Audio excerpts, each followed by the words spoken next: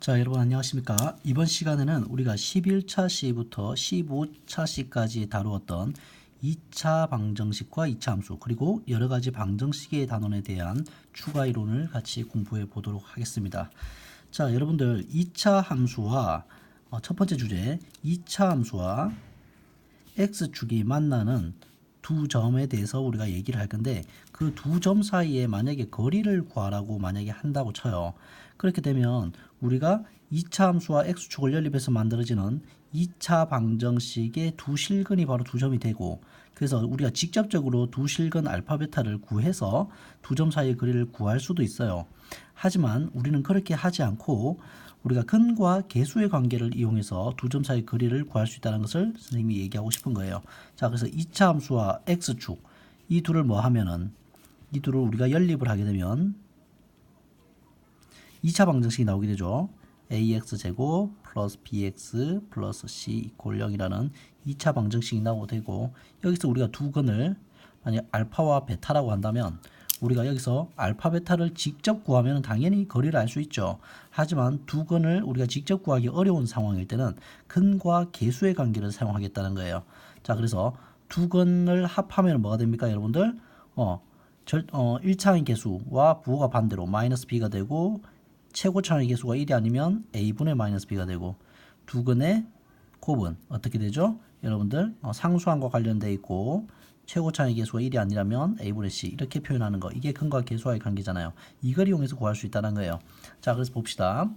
자, 우리가 두 점 교차하는 두 점 알파와 베타 사이 거리라고 하는 것은 결국에 이 두 값을 빼서 절대값 씌우면 되는 거죠. 절대값을 씌우는 이유는 우리가 베타 값이 더 크게 되면 음수가 되기 때문이죠. 그래서 알파가 크든 베타가 크든 상관없이 둘을 뺐을 때 절대값을 씌우면 그게 거리가 됩니다. 자, 여러분들 그 전에 우리가 배웠지만 절대값이라고 하는 것은 우리가 뭘로 바꿔 쓸 수 있냐 하면 바로 루트 제곱으로 바꿔 쓸 수 있습니까? 바꿔 쓸 수가 있죠, 절대값을.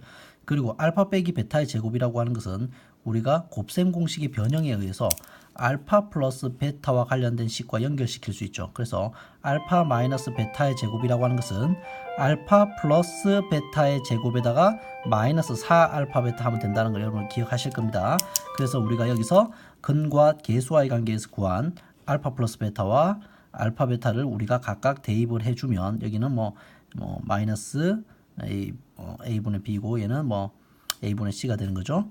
이것을 넣어주게 되면 우리가 직접 두 실근을 구하지 않아도 우리가 교점의 거리를 구할 수가 있다라고 하는 게 첫 번째 이론입니다. 그리고 관련된 문제는 문제 1번이죠.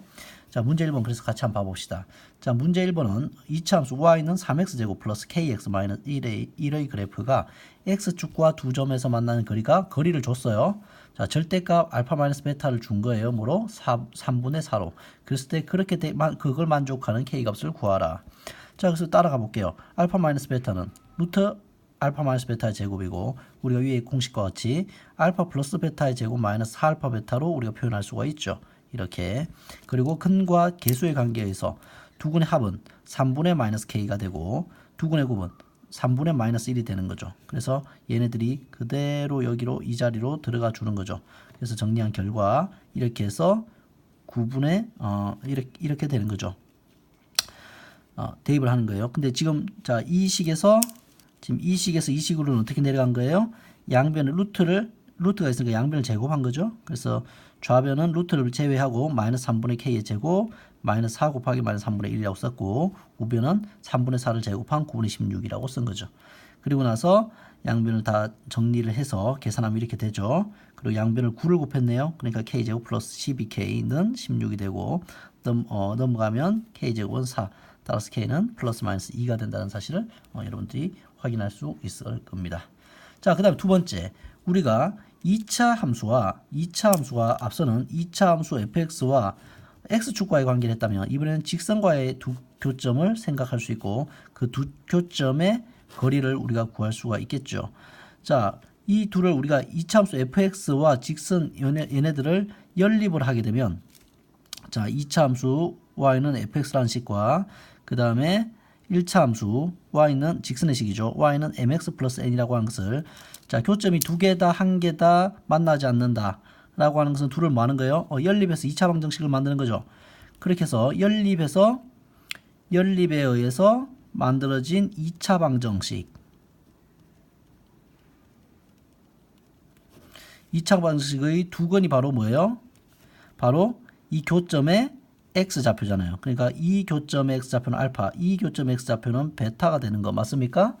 자, 근데 우리가 그러면 이 교점의 좌표는 알파 콤마 y 값이겠죠. 근데 y 값을 fx 자리에 넣어도 되지만 좀 더 간단한 1차 함수식에다가 넣는 게 낫겠죠. 그래서 x 자리에 알파를 넣으면 y 값, 그 점에서의 y 값은 m알파 플러스 n이 되는 거죠. 이렇게. 그 다음에 x가 베타일 때의 교점도 베타 콤마 y 값인데 y 값은 x 자리에 1차 함수의 x 자리에 베타를 넣으면 n 베타 플러스 n 이렇게 되는 거 맞습니까? 그럼 우리가 여기서 두 점을 지나는 직선을 빗변으로 하는 직각삼각형을 이렇게 파란색 음영 표시와 같이 생각할 수가 있고, 그 다음에 여기 있는 가로와 세로를 우리가 계산할 수가 있겠죠. 가로는 어때요? 각각의 x좌표를 빼주면 되니까 알파와 베타를 뺀 거니까 누가 큰지 모른다고 생각했을 때 알파 마이너스 베타로 끝내는 게 아니고 절대값 알파 마이너스 베타로 표현해주고, 그 다음 높이도 m알파 플러스 n과 m베타 플러스 n을 서로 빼줘야 되는데 n은 날라가겠죠. 그래서 m알파 빼기 m베타만 남고 절대값을 취해주면 되겠죠. 그래서 우리가 이 선분 AB라고 하는 것은 루트 하고 나서 가로의 제곱 플러스 세로의 제곱이니까, 자, 절대값은 제곱을 하면 없어져요. 그래서 알파 마이너스 베타의 제곱이라고 그냥 쓴 거고, 절대값 m알파 마이너스 m베타도 제곱을 하면 그냥 m알파 마이너스 m베타의 제곱, 이렇게 해서 여러분들이 표현해 줄 수가 있는 거죠. 자, 이와 관련된 문제가 문제 2번입니다. 같이 한번 다뤄보면, 2차 함수와 직선이 주어져 있고 서로 다른 두 점에서 만나고 그 두 점 사이의 거리가 6 루트 5라고 줬어요. 그래서 여러분들이 가볍게 아래로 블록인 2차 함수 그래프와 두 점을 지난 직선을 그려놓고 그 다음에 각각의 점을 알파와 베타라고 쓴 다음에 나머지 거기에 해당 각 점의 y값은 우리가 여기 있는 1차 함수에 대입해서 y값을 나타내면 알파와 베타를 넣어서 나타내면 2알파 플러스 k와 2베타 플러스 k가 되겠죠. 이렇게. 자, 그래서 우리가 피타고라스 정리에 의해서 직선의 식을 완성하면, 자, 빗변 6 루트 5라고 하는 것은 루트, 자, 알파 빼기 베타의 제곱 더하기 2알파 빼기 2베타니까 2로 묶분해서 2의 알파 마이너스 베타 전체의 제곱, 이렇게 되는 거죠. 자, 그래서 우리가 양변을 제곱을 하면 이런 식으로 정리가 되네요. 그리고 나서 좀 더 정리를 이렇게 했고요. 보입니까? 그 다음에 우리가 양변에 5로 나누어서 정리를 해봤더니 알파 제곱 마이너스 2알파 베타 플러스 베타 제곱은 36 이렇게 되는데, 이것도 정리를 하면 알파 마이너스 베타의 제곱이네요. 이거는 우리가 뭘 사용할 수 있죠? 그렇죠. 우리가 곱셈 공식의 변형을 사용해서 이 부분은 이렇게 바꿀 수가 있죠. 이렇게 바꿀 수가 여러분들 있는 걸 아시죠? 그래서 한 다음에 이제 뭘 한 거예요? 이제 근과 계수의 관계에서 알파 플러스 베타와 알파 베타를 대입해 봤더니 이런 식에 의해서 우리가 대입을 할 수가 있는 거죠. 이런 식으로. 그렇습니까? 그래서 알파 플러스 베타는 근과 계수의 관계에서, 자, 근데 주의할 것.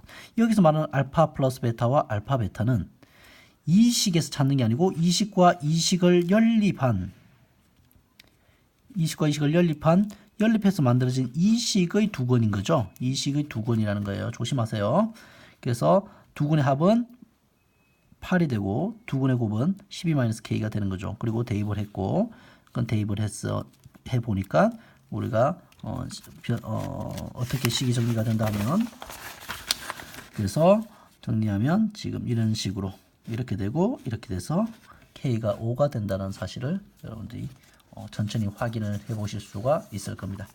자, 그리고 마지막에 이거는 그냥 번외의 문제인데요. 그래프를 절대값을 포함하는 여러분들이 2차 방정식이 있는데 얘를 다루는 방법이에요. 이것도 중요한 문제니까 잘 기억을 해 두시기를 바랍니다.